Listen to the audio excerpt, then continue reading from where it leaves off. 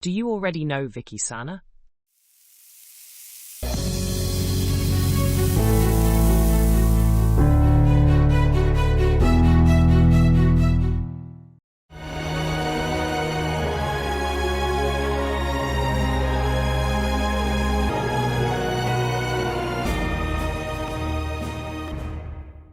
Dear viewers, a very warm welcome to our today's format, Visite.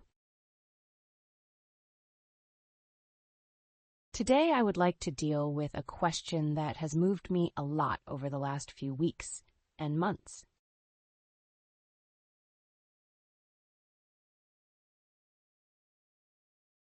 It is the question that over 1,000 people in the course of the year, and I have the impression that there are more, are confronted with a diagnosis that says they have a malignant disease.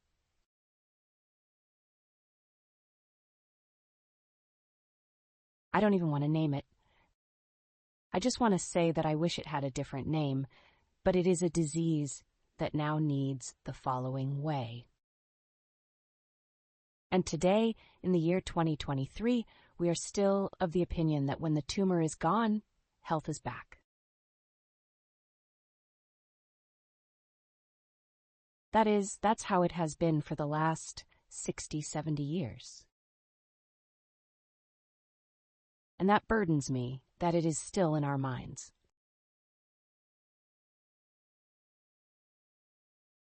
But who can now mean and believe that? I think it is incredibly important that from the first moment on, when you are informed about the only conventional ways, an operation is important now.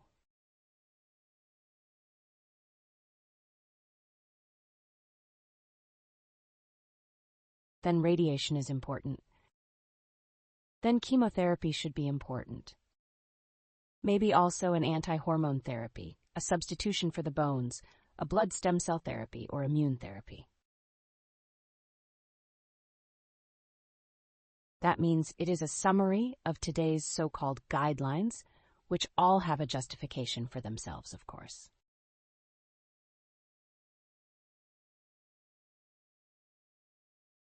But when you hear the official opinion, then you believe that there is nothing next to it.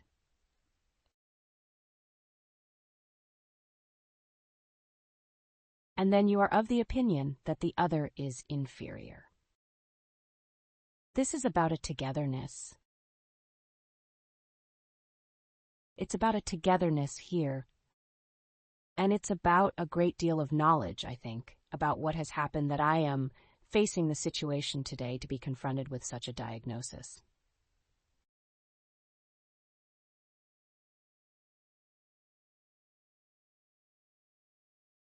And of course I experience a lot of people, and also a lot of people with a different attitude. And in the context of this attitude, it is so important that you understand that every tumor disease needs a lifespan of about 10 years, if not even more.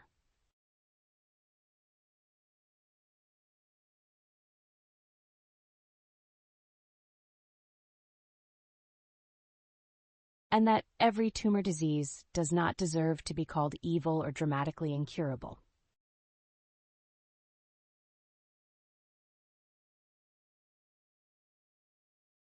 Because every disease has, of course, in my own organism, also had to go through things to get to this disease.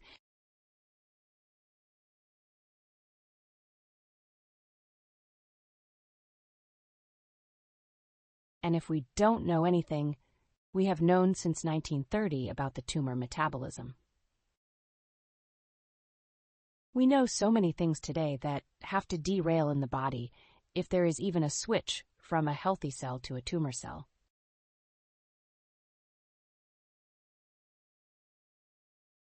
Every person produces cells that he should actually recognize so that they don't develop further.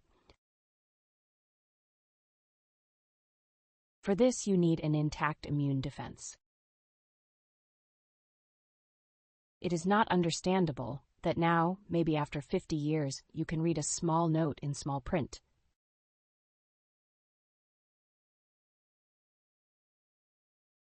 Chemotherapy also has a certain effect on the immune system. I ask you, it is still not standard to know in advance, can I even benefit from chemotherapy?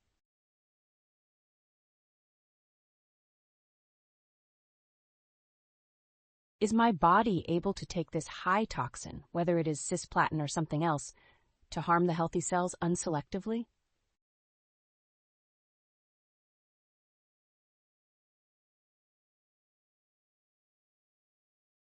How can I protect them? An intravenous chemotherapy does not work selectively, but also takes the fast dissipating cells, and with that the hair goes out, and so on. That means if you get a diagnosis that activates so many things in my deep yearning for life, which also puts me in an alertness of fear.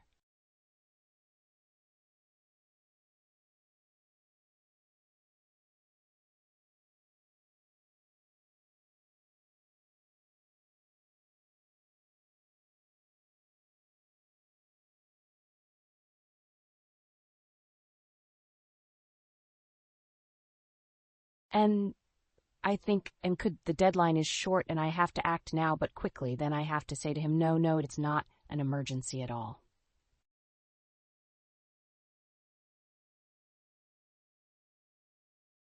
If, of course, I now have an intestinal blockage, that is an emergency. But otherwise, it will be time to ask yourself questions.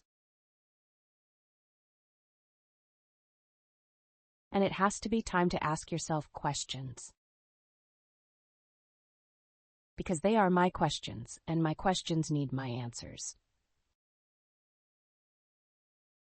And whether something is evil and has a chance, that which is not questioned, an aggression against life, and that it defends itself against it and also wants to live, that is quite natural, if nothing has changed in the body.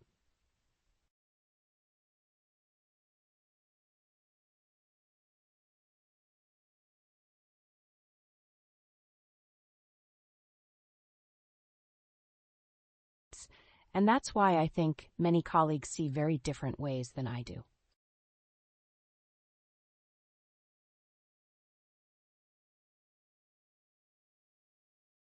And I want to make the topic, for God's sake, I don't want to make it easy. For God's sake, I don't want you to do nothing, because they exist too. They think they could leave that to their own devices. That doesn't work either. But the sincerity and honesty to oneself in this phase is the most important thing.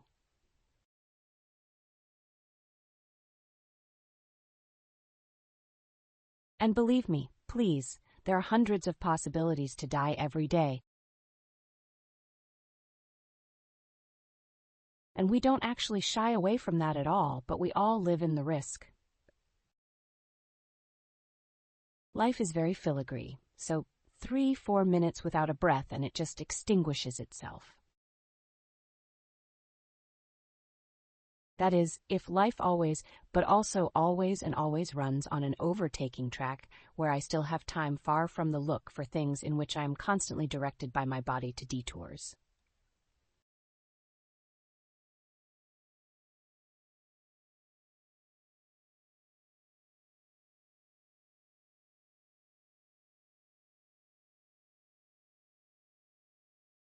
Sometimes it is a banality of a disease.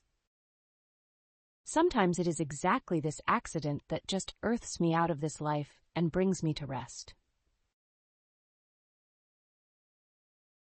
That means there are detours. Bridges have to be built in this life to maybe find my way again.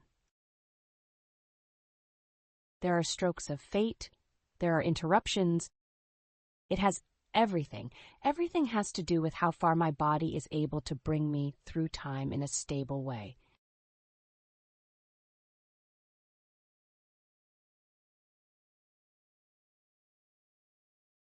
And medicine has developed in such a way. I was so impressed as a student that before the operation, you had to go through a sluice or an infection station, and there are a lot of coats hanging there. And then you take the coat. If you want to go in there, put on a mask, pull plastic over your shoes. That means you are now protected and everything is fine. I am not vulnerable, and if you put it down again, the world is fine again when you come out. We think today disease is such a thing. I also see it in the letters. This and that is it. These are my laboratory values. Miss Wiechel, what do you think? So, you can never deal with a tumor disease. This is a really big deal here. It is not so big that you have to carry out tank guns against a small detachment. But you have to take it seriously, and the body wants to be taken seriously at this moment. Like the poem by Cupper, the body slows down the pace of movement because only slowed down life finds its way back. And it forces life into the depths. This is a sequence of millions of complementary, like an incredible wheel of biochemical processes.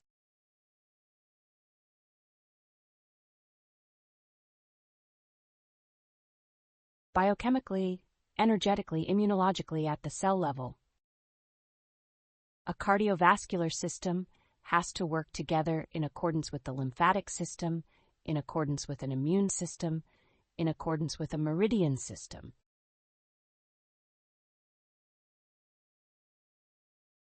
That means energy has to flow. And all these processes that are lifted out by life, sometimes little, sometimes more, sometimes heavier, sometimes lighter, can be rediscovered again and again, can be corrected again and again.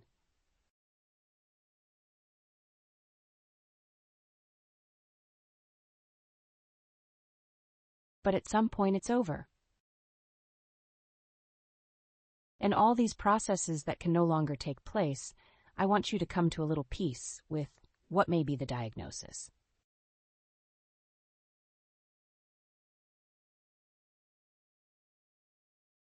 This is a state where, from my understanding, the body has now come to great despair and needs our help.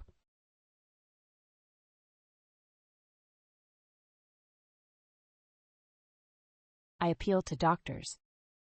The body needs our help. Every person is responsible for themselves, no question about it. But we are also doctors because people trust us.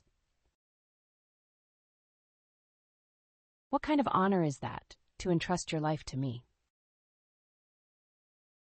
And at the moment when the diagnosis only triggers shock and fear, because today it is treated with a life-threatening disease, only the diagnosis takes the ground away from me. Our stress hormone system rises utopically.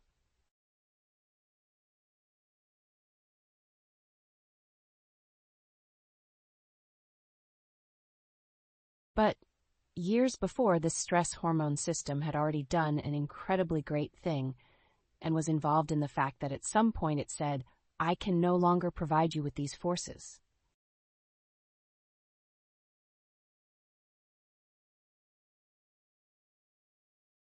There is a very nice book by Ms. Waltraud Frieda, Tumor Disease, Adrenaline Deficiency and the Development of Tumor Disease. That is, if all these stress hormones rise, whether it's adrenaline, noradrenaline, cortisone, then the body is brought into a situation of stress, escape, and struggle.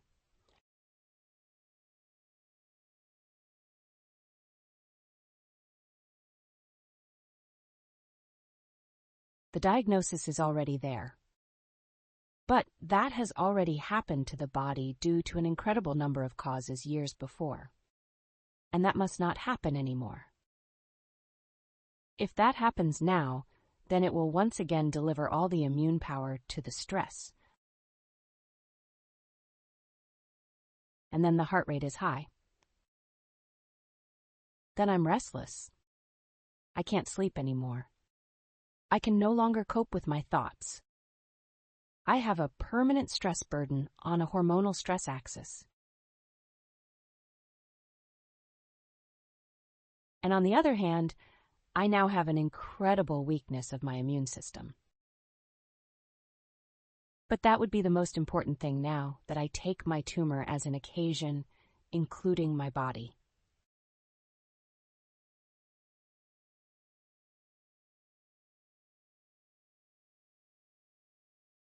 Maybe that sounds a bit like, I don't want to hurt people who are now affected by it, but these are words from people who were directed to me.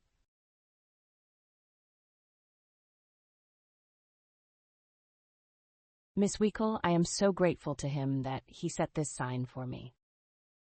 Because I didn't care about myself at all. And somehow it had to come to this. Nothing comes out of nothing.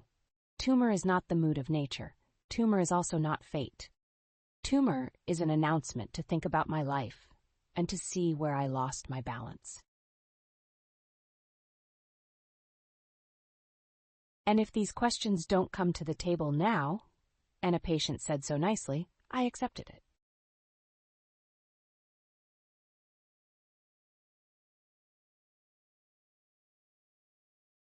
Because through the phase everything floats away and nothing is more. And I will now only have to be passive for therapy. No, she went through that. And she understood that she got this task in her life.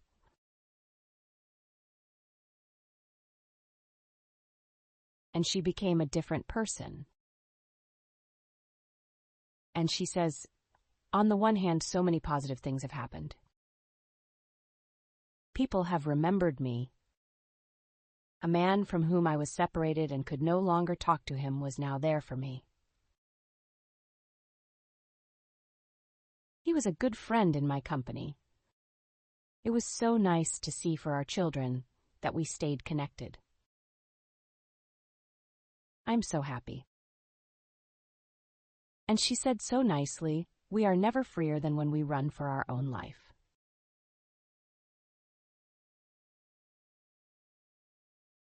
Do you know this filigree moment when you say, how meaningful life is?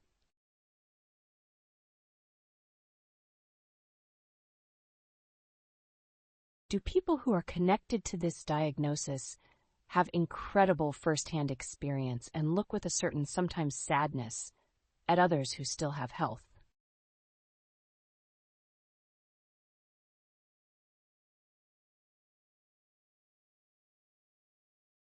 But that doesn't help at all. But you have to come to your peace now and learn to live with this feeling. That's the difficult thing. I live now with an honest burden where I know it. But if I don't even thematize this burden but try to learn piece by piece how my body is doing with this diagnosis,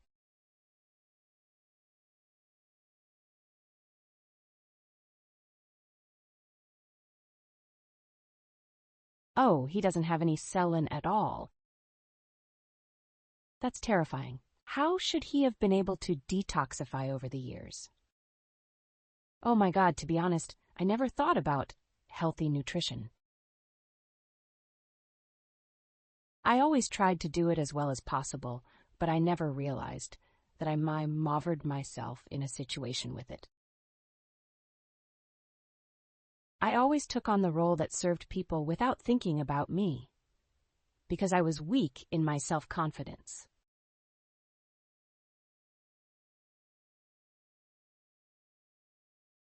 That won't happen to me anymore. I also have the feeling that others now have more respect for it, that I can't do it now. And it feels so good to take care of myself. Or I'm in a society where, in this profession where there are many men, it has never been accepted. And as a result, such an illness has developed such an incredible resignation. And now the partner may not be there anymore, who still supported me, built me up. And the whole thing suddenly capsized to such a tumor event, either encapsulated or a very serious other disease has developed.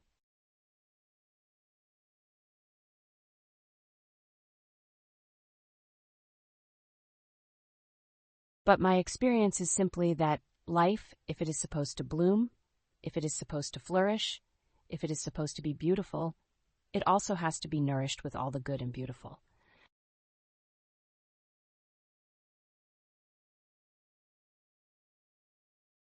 And we humans, we always see disease as something like this, or we don't like it, we don't want it, it's terrible, it has to go, so that I can go on like this.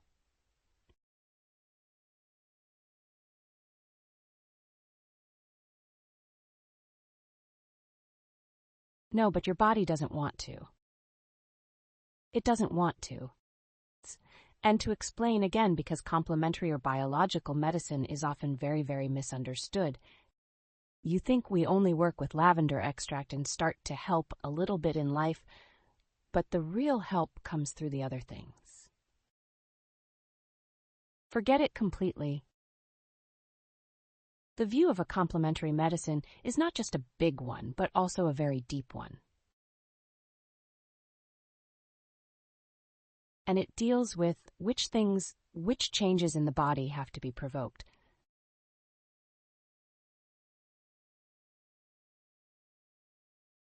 And why, above all, if anything in my body is allowed to balance towards normality again, then it's my spirit, then it's what I think, what I feel, what I want, what I need.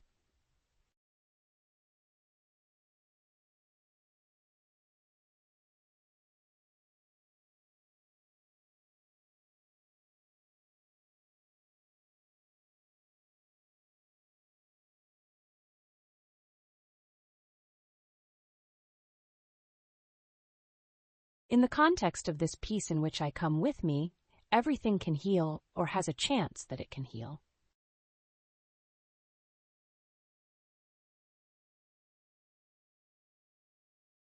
And that's why the appeal, again, it's not about doing something different, doing something better.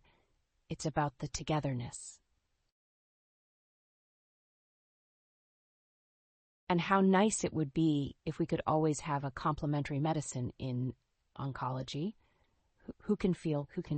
Because if this therapy is now necessary, but it also needs protection or knowledge.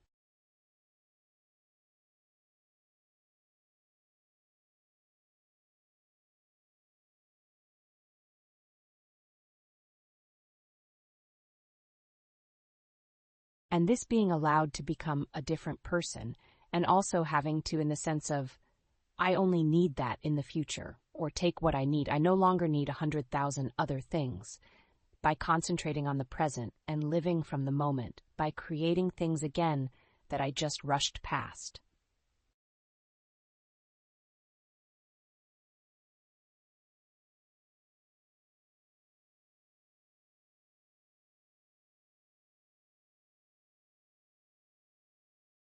We have a clockwork life today. We don't even remember anymore. We don't even look up our favorite bench every day. We don't even take care of what we should take care of, but we say we have to constantly wear a watch that tells me how many steps I have, how much I have, and then I go to bed satisfied because I have completed my day's work, and we have a bad conscience when we perhaps don't do anything anymore. Sometimes, and it is not a fate, a tumor, I really want to repeat that. It is never a fate, but it is an answer to a life that I should perhaps understand better, neither with a feeling of guilt nor anything.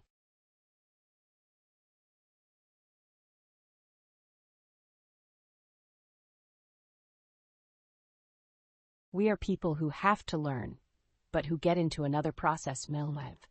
And if you are so close to life as I am, if you're so close to dying as I am, then you hold something in your hand that is as filigree as a dandelion flower in a glass, or like a daisy that you could injure or something like that.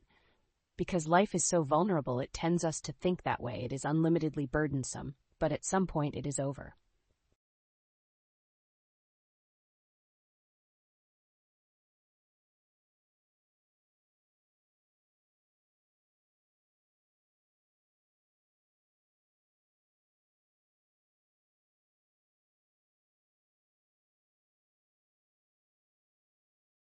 And in this vulnerability of life, to internalize a feeling that the body needs an understanding for itself. And on the other hand, this miracle, what it has actually done so far, 60,000 biochemical reactions per second, to provide the immune functions always and always ready. Every day you can rely on the fact that at night you are freed from viral, parasitic, bacterial stress that the day has brought you. Every day rhythmically, the digestion, the sleep, I can't even describe it in words. These are life wonders.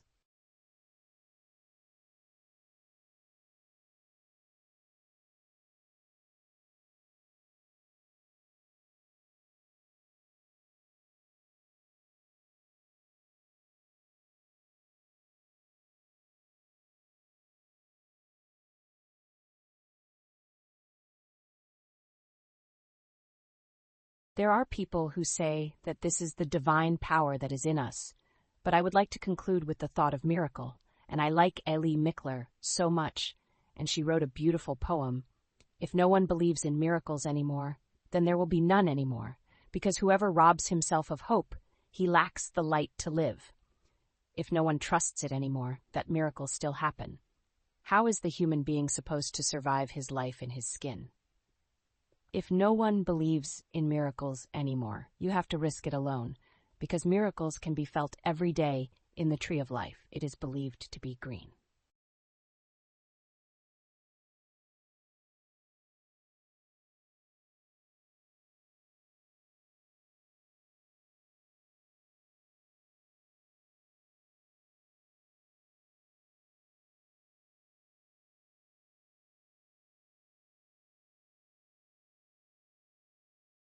And it is also worth a broadcast that one understands how close the tree and the human being are, because the human being is actually a tree on two legs.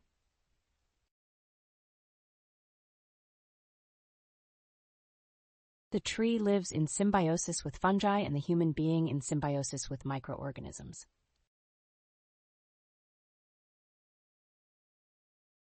Parasites, viruses, bacteria. I emphasize symbiosis. That is the miracle of life every day. In this sense, I wish you all a wonderful coming next week. I look forward to your letters at visite.qs24.tv, and I am very touched by what you often tell me with a lot of confidence. And I may be very anonymous, but may advise on many topics.